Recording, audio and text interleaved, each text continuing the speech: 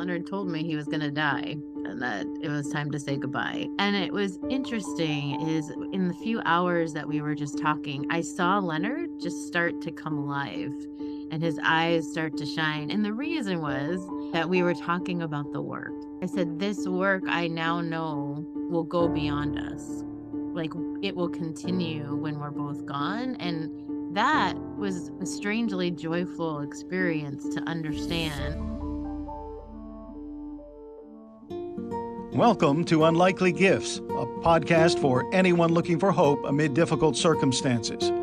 Life can be beautiful, unexpected, and at times profoundly difficult. It helps to hear from others who have grown from life's challenges and joys. That's why Leonard Mbonani and Cynthia Bauer are sharing how their experiences working with families impacted by disabilities in Africa have taught them about life's most amazing gifts and its hardest tragedies. These are Unlikely Gifts. Hello, everyone. Welcome back again to another episode of Unlikely Gifts. I'm Frank Boswell, and I'm joined by Cynthia Bauer and Leonard Mbonani, who are co-founders and directors of an organization called Kupenda for the children. Kupenda is the Swahili word for love, and the organization exists to replace harmful beliefs that surround disability with beliefs that improve lives. Cindy and Leonard, welcome once again, speaking here on two continents, in the North America and Africa. Always great to see you. I'm excited about our topic today. In the past, we've explored a number of different themes, some of which have included suffering and loss. And I was looking down one of the Kupenda materials on the various kinds of disabilities that people have, especially in low-income countries. And it's pretty staggering to look at that list. And I'm not sure joy is the first thing that jumps to my mind when I look down those lists, and yet you confront that all the time. So we call this unlikely gifts. That may be the most unlikely of all. So I'm really excited to hear what you want to suggest about what you've learned about joy and your work. I wonder, what's the first thing that comes to your mind? We decided to talk about joy. What comes to your mind when we say the word joy? Oh yeah, thank you. When I look at joy, I look at it as a deep feeling of great happiness. And I'm saying this because from my experience working with the children, I have experienced problem. And this is through seeing a child who was really, really suffering, but you are there to give not only the child, but the family support to a point that you feel, oh, this family has come out of the problem. You can now see a big smile on the mother, the father, and the child himself or herself. And when I get to such a point, is when I really feel there is a lot of joy in me because I have really supported the life of that child. And many times I've come to realize that for those children that I was so close with, or the families that I was so close with, supporting them, I tend to have a very strong attachment with those families, and more so the children. So to me, when I look at joy, I'm saying it's about the happiness that you achieve or you get. Cindy, what's the first thing that comes to your mind? I think that as soon as I think of the word joy, I suddenly have pictures of the kids that we've worked with over time and the joy that And they these have. are suffering children you're talking about. Yeah, I don't know if I think that some people would call them suffering, but I would say they're people that you would think would be suffering.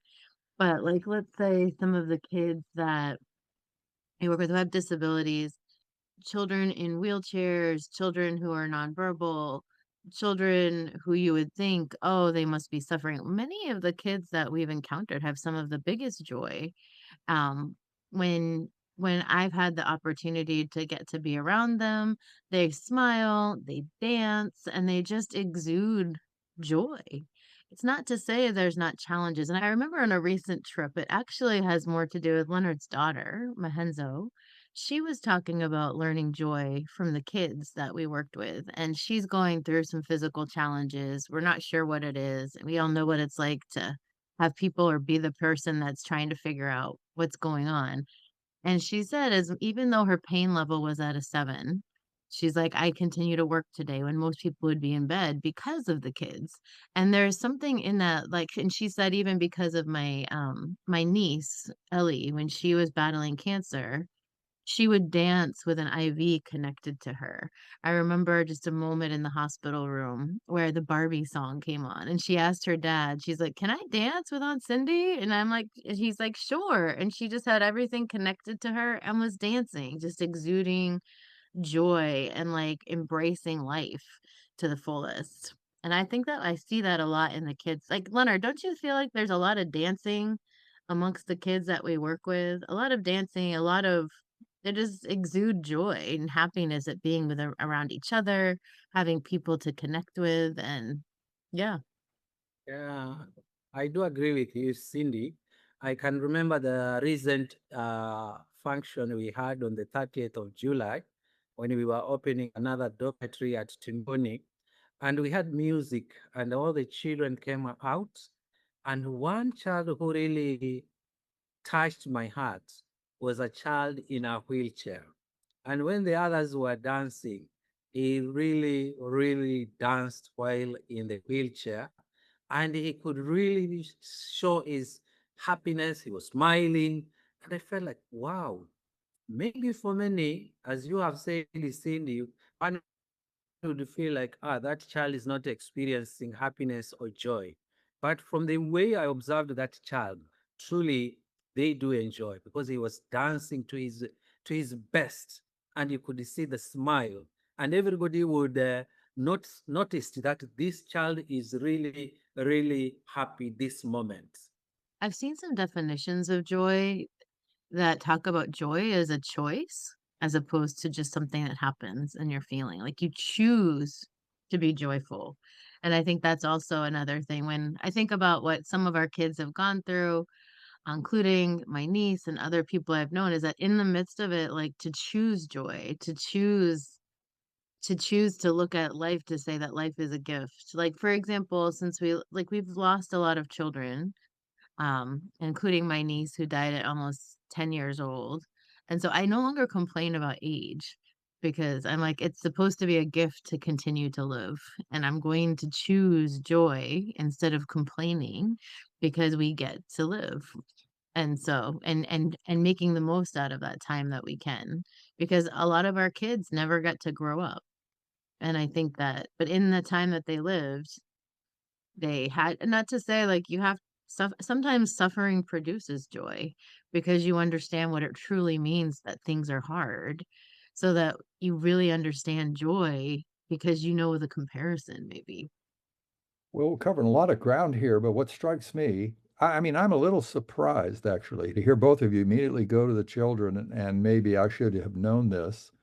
If I'm not reaching too far, I remember Jesus saying that you had to be like a little child to enter the kingdom of heaven. So there's just something about children and an openness they have to this thing. So they become our teachers. This is really surprising, I guess.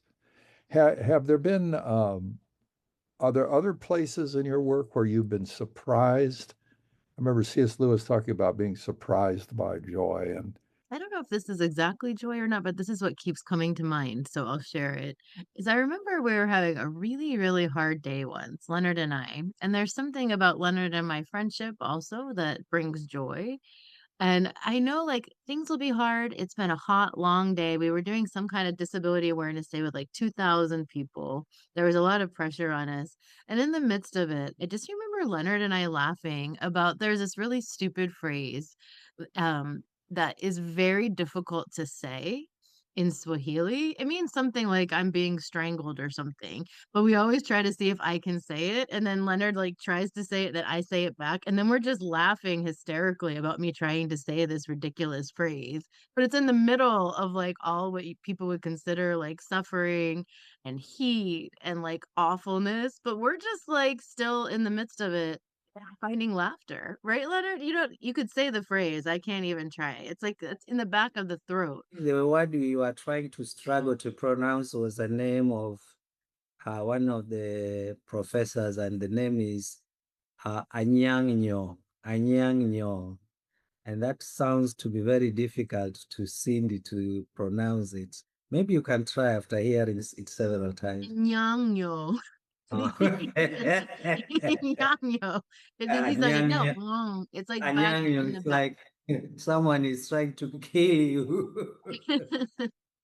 Anyway, I think that Leonard and I also like and I also think like other people in our lives, like I think you guys, Frank, from what I know of your family, you guys know how to find laughter even with some hard things. Maybe it's a dark humor we have, I don't know. I think Ours is, it's yeah. yeah, we could have that too. I So put a I lot of stock in irony and satire, yes. you know. Mm-hmm. Well, I was always surprised at funerals how often there's laughter at funerals. It's really, one of the darkest times is some of the greatest joy and laughter and that sort of thing. So there's a paradoxical quality to it, I suppose. Well, let me ask you this. Did you make a distinction between joy and what people call happiness? Do you have any thoughts or opinions on that? I mean, my understanding is that joy is more of a state of being and like one more long lasting, whereas happiness is like fleeting. Okay. Like something can make you happy in a moment. But I think that seeking I mean, people might confuse the two, and maybe it's a fine line between them. But there are people who seek happiness and they'll say, I need to find my own happiness before I can serve others or something like that. But what they don't understand, I think those people who seek that, they end up, you're not going to ever, personally, I don't think you can just seek happiness and then be happy or even seek, because a lot of times happiness seems more selfish, maybe. Whereas joy, I think, is a larger thing because I don't think people realize until they actually start doing this that the biggest joy that I have found is in serving and in knowing that my life has purpose and that I've been called to a specific group of people and that I have the opportunity to be even a small part in making a difference in their life. And there's a kind of joy to that that I don't think people can understand if they haven't ever experienced it. I think happiness feels more shallow, joy feels deeper. What do Yeah, you very good. And I want to come back to the calling thing, the vocation thing a little bit think? later. Do you have anything to add to that, Leonard? Happiness versus joy? Yes. I think when it comes to happiness, for me, I feel like it's short-lived. Maybe you can experience it just because something good has just happened, but it might not even last. But it gives you that happiness within that short moment. But when I look at joy, it's deeper than happiness. And I want to believe that joy has a lasting uh, period. It lasts longer or it can be there permanently. And when I look at the work we have been doing, I think truly I have experienced joy, particularly when I interact with the Cindy. Well, I have seen even at times when ill or I'm sick, but when we start to engage in a conversation, you feel like, oh, you even forget that you have a problem, you have a health issue, and you find that you are really engaged in the discussion, and you could even see it as smiling and laughing and so on. But it's so deeper when it comes to the children we are serving. As I've said, it's a journey, and always you feel, oh, this is a call. This is something that I do on daily basis, and all the time I do it, I get the joy. I get that feeling that I have achieved something to change the life of someone, and so on. So for me, working with the children, working with the families has brought a lot of joy because it's not only with the children, but it extends beyond the children to the family and even to the neighborhood. Because now that we are also engaging community leaders, you feel like, okay, these are people whom you are interacting, you laugh with, you have made so many strong connections with these people. So the work really gives me the opportunity to experience joy. Did I hear both of you kind of reference circumstances? Happiness is more dependent on circumstances. Did I hear that as we're going along? And whereas joy is not as contingent on circumstances. Circumstances could be good or bad. And I think you also mentioned something about loss and grief, that even in suffering, that you see joy. Were you about to say, add something, Cindy? Yeah, I was just gonna say what Leonard was talking about with our conversation. I think you're probably referring to about 4 years ago. I went to Kenya at the end of COVID, which is not very fun. And the reason I was going is Leonard told me he was gonna die and that it was time to say goodbye because he was very, very sick. He had had a resurgence of Mm. cancer, and I was like, "All right, I'm going," and I wasn't gonna have anyone else go with me because it was still COVID time. And Leonard, I remember one of our first conversations when I came, he looked terrible. He was so thin, he just looked miserable. And it was interesting is in the few hours that we were just talking, I saw Leonard just start to come alive and his eyes start to shine. And the reason was that we were talking about the work and we were talking about the kids and the meaning. And I just saw like as he started talking about it, he was not thinking about his own circumstance anymore. And he was actually feeling better in the midst of like what he thought he was done. And we had a lot of conversations and reflection time and I recorded a lot of it because I literally we thought that he was gonna die. And so I'm like, this might be the only time we're gonna be able to have anything to write a book or anything like that. And so I remember just I was going to go witness some of our staff. We were just starting to do workshops again because stuff was opening up. And I saw that our staff was being able to lead these groups of pastors in discussions around disability inclusion based on what Leonard and I had designed and come up with.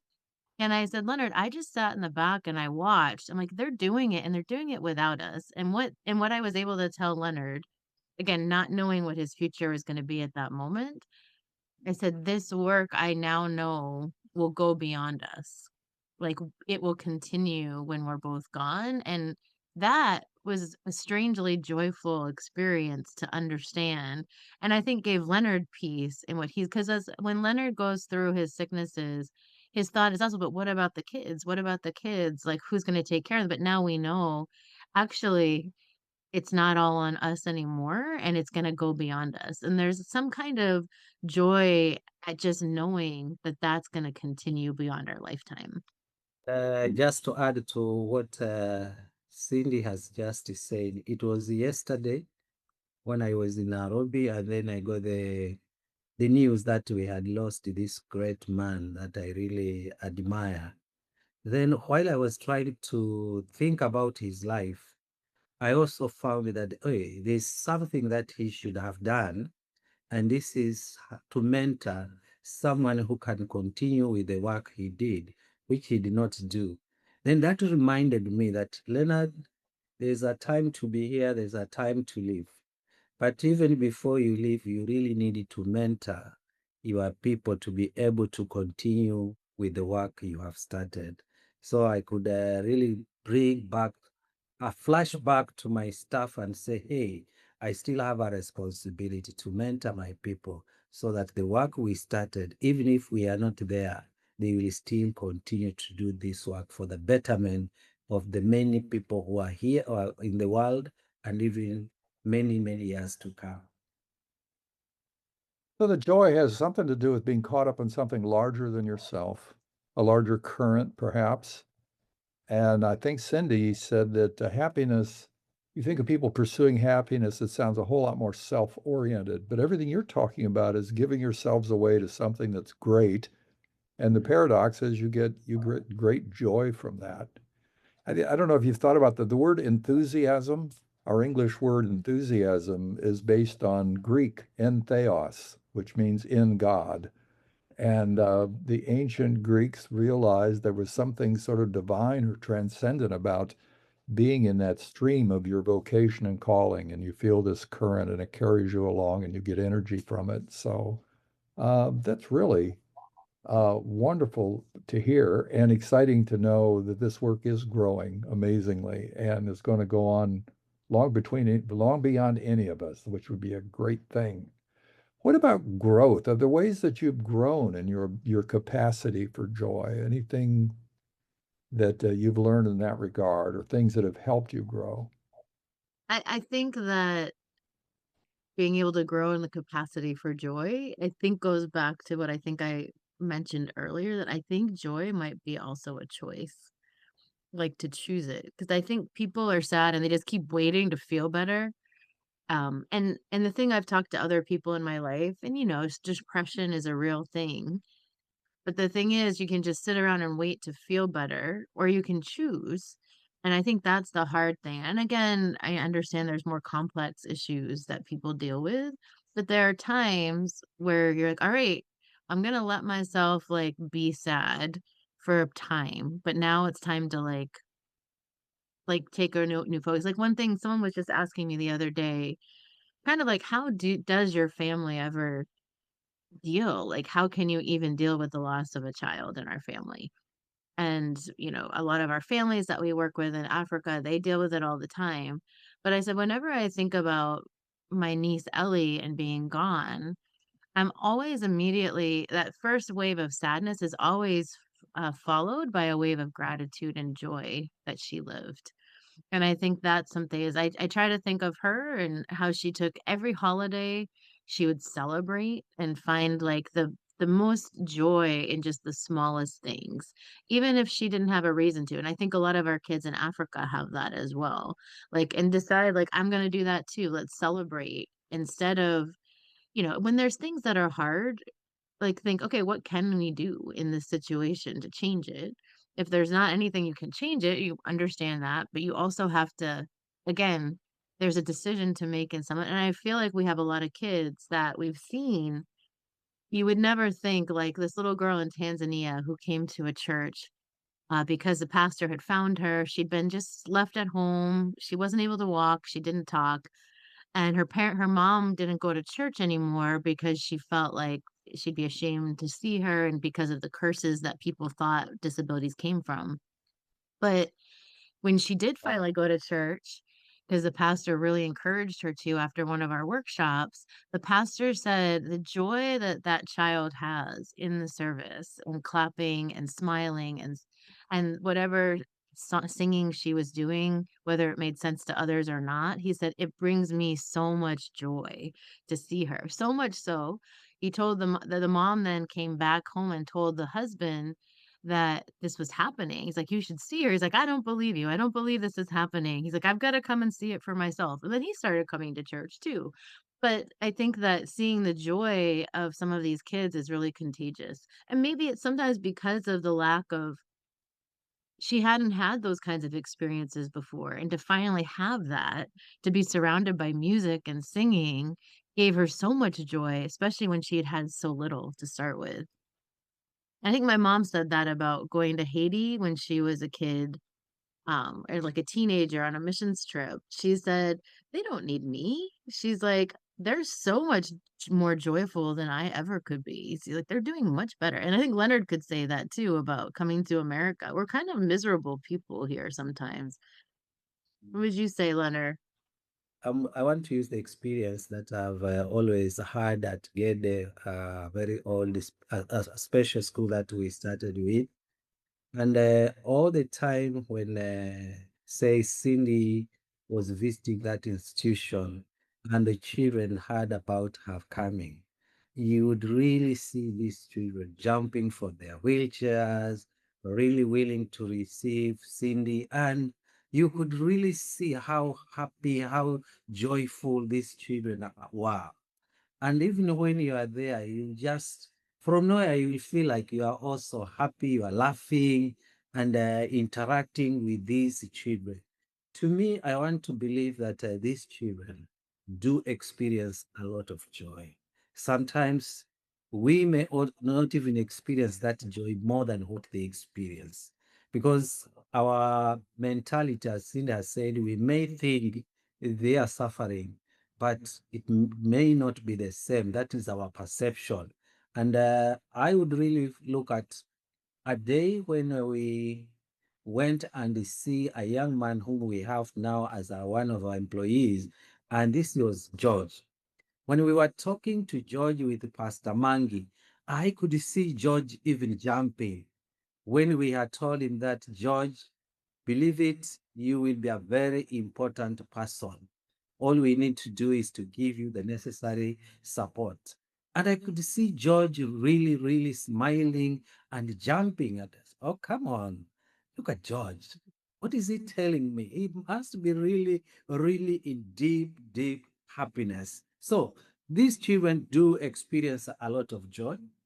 And I think that has also helped us because by interacting with these children, seeing what they go through, and learning that no, they are not always sad, they are not always suffering, they have moments of enjoying, has also made me, as I work with them, I get a lot of joy in the work I do, seeing these children from the time they were young and today they are becoming to young adults. And whenever they see you, they are so happy. They feel associated or connected to you. To me, that brings in a lot of joy to me. I mean, even when Leonard was going through the worst pain and suffering in his cancer journey, he needed to work because he's like, instead of focusing on the cancer, he's like, I need a distraction. I need to find, and the kids and the work that we do, you could see his face light up when he was sharing with some visitors from Sierra Leone, another country in Africa, that were coming to visit the work. And he couldn't be in group settings, but they could come over with masks. And Leonard just started talking about his vision for the future for hours. And it was like for those few hours, he wasn't sick because he had right, Leonard? Like he'd become a professor in that moment and just talking about his visions for how to make the world better for people with disabilities. And that to me is like, again, I do think purpose and joy are definitely intertwined. I remember watching a segment on 60 Minutes years ago, and they featured a brain surgeon that was like in his 80s.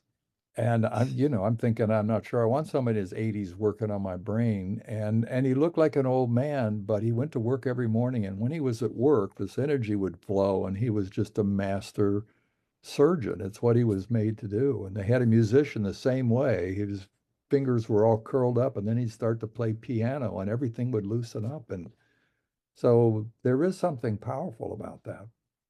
And I think there's also another adage I heard that we're more, rather than feeling our way into a way of acting, we need to act our way into a way of feeling. That if we, Mm. and a famous psychologist, I heard the story so many times that I can't remember who he was, but he was asked, what would you do if you were depressed? He said, I would go across the tracks to the bad part of town and look for a need and serve people. That's the first thing I would do. And you all have described that beautifully. It's pretty connected to connection too. Is that right? I mean, isolation. One of the problems with people with disability is they become isolated socially, and uh, and we need to be with other people for that current to flow. You have thoughts on that? Well, that's kind of what I was kind of referring to before is that I think somehow suffering and joy go together is because the kids know what it's like to be alienated and isolated when they're actually in community and surrounded by others. There's so much joy because they have that comparison of the hard thing. And Mm, I think that's part of it too. Because I think you can easily take for granted what's going on in your life and not understand like there's other people who don't have those things. But if you didn't have them and then all of a sudden you have it, connection, that's why I've probably said this a million times when people talk about healing. I think that some of our kids, like the fact that they're connected to people, they're becoming leaders in their community. Some of them are becoming supporters of other kids with disabilities. And I think that there's no comparison. I think that to me is so much more healing than if a kid got out of his wheelchair and walked. I think that connection of like kids with each other, a whole community transformed, and inclusion and connection is just the most beautiful kind of healing and joy that I've ever seen. And we have parents that were in isolation who were told that they should kill their children, and some of them were suicidal. And the mothers said, like, but now the same people who once told me to kill my children are helping me to take care of them. And you can just see the joy from her. But again, it's that comparison. The joy exists because of the suffering that existed before. She had an appreciation for that connectivity. Would you say that's true, Leonard, or more on that? I'm saying it's true, and I give an example of something that has really, really touched my heart. And it's not that we were intentional, but there was something we did try at one of the schools where we brought in children with hearing impairment and those in wheelchairs. And very interesting that I have seen happening is that there's a lot of healing among the two groups of disabilities, because the one on a wheelchair will depend on the one with the hearing impairment who has no mobility problems to push him. And the other one also depends on the other one by learning sign language. Now, I look at it as a system that, yes, what are these two children experiencing? They are experiencing that we depend on one another and we are here for a time. But should we leave this environment and go back to the community? Then here I have someone I can talk to who understands me, who can help me. And I feel like that is a great type of healing to these two people who are here together. Tomorrow they are together in the community and they have embraced one another. So part of the joy that you all get is seeing the joy in other people. Mhm. Yeah. It really comes back to Very you. That's much. really very, very I interesting. think I think it's hard to Uh, have true joy and be selfish. I don't know. Can you have joy and make it all about you? I don't know. I feel like the people I know that seek it just become miserable. I was going to ask, what things squelch joy? What things pinch the hose? What stops the current, do you think? I think it's when we start to really focus in on ourselves sometimes. I know I've definitely, yeah, the woe is me. It's understandable to get to those points, but I think that Johnny Erickson Tada said it well, who's the person, if people don't know, who's quadriplegic from an accident since she was a teenager, who's having her like 76th birthday, I think, coming up, and she was told she wouldn't live to 27. Um, and she just said it's, how did she say it? When you're suffering, the best way to get out of it is to go alongside, like you mentioned, you're the person you were referring to. Just the best way when you're suffering to help yourself is to go help someone else who's suffering. There's no other way out. No one, I've never heard anyone's, I mean, yeah, you need to take time for yourself to like recuperate or whatever, but sometimes I don't know if that would be joy as much as just like resting or something like that. But most of the time, joy I have found, and I think many other people that I admire will say, is really found in serving others. I think a lot of people Well, think that's not true, and they don't do it because they just can't understand how that could be. isn't that what love means? We tend to think of love as something that you feel, but I know in the Bible and Jesus' teachings, love is something you do. It's looking out for other people, giving yourself on their behalf. And let's see, what does Kupenda mean? It's about love. Mhm. And love Uh, as an action, actually. It's exactly. specifically that. Right. Well, that's what you're doing. I love these stories and encourage our listeners to spend a little time on your website and find out the whole variety of things that you're doing that are all very, very transformative, not only of individuals, but of families and societies and churches, and really remarkable work. So I appreciate the wisdom that you've shared with us today. To our listeners, I want to say we hope you found this episode of An Unlikely Gift to be a source of hope and encouragement to you as you face challenges, and hope that you will dance a little bit more in coming weeks because of what we've talked about and give yourself away to others. If you'd like to be a part of the meaningful work that Kupenda is doing, be sure to visit the website at www.kupenda.org. Kupenda is Kupenda. Thank you for listening.